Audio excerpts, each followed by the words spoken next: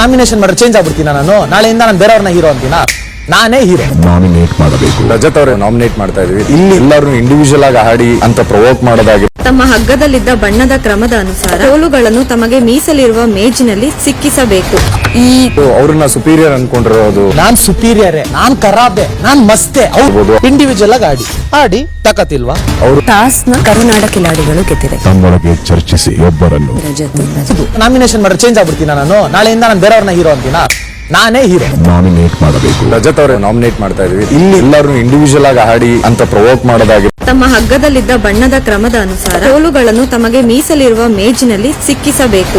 ಈ ಅವ್ರನ್ನ ಸುಪೀರಿಯರ್ ಅನ್ಕೊಂಡಿರೋದು. ನಾನ್ ಸುಪೀರಿಯರೇ, ನಾನ್ ಖರಾಬೆ, ನಾನ್ ಮಸ್ತೆ. ಅವ್ರು ಇಂಡಿವಿಜುವಲ್ ಆಗಿ ಆಡಿ ತಕತಿಲ್ವಾ? ಅವರು ಟಾಸ್ಕ್ ನ ಕರುನಾಡ ಕಿಲಾಡಿಗಳು ಗೆದ್ದಿದೆ. ತಮ್ಮೊಳಗೆ ಚರ್ಚಿಸಿ ಒಬ್ಬರನ್ನು ನಾಮಿನೇಷನ್ ಮಾಡ್ರೆ ಚೇಂಜ್ ಆಗ್ಬಿಡ್ತೀನ ನಾನು. ನಾಳೆಯಿಂದ ನಾನು ಬೇರೆಯವ್ರನ್ನ ಹೀರೋ ಅಂತೀನ.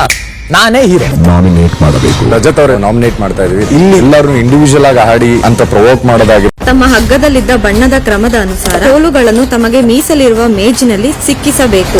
ಈ ಅವ್ರನ್ನ ಸುಪೀರಿಯರ್ ಅನ್ಕೊಂಡಿರೋದು. ನಾನ್ ಸುಪೀರಿಯರೇ, ನಾನ್ ಖರಾಬೆ, ನಾನ್ ಮಸ್ತೆ. ಅವ್ರು ಇಂಡಿವಿಜುವಲ್ ಆಗಿ ಆಡಿ ತಕತಿಲ್ವಾ? ಅವರು ಟಾಸ್ಕ್ ನ ಕರುನಾಡ ಕಿಲಾಡಿಗಳು ಗೆದ್ದಿದೆ. ತಮ್ಮೊಳಗೆ ಚರ್ಚಿಸಿ ಒಬ್ಬರನ್ನು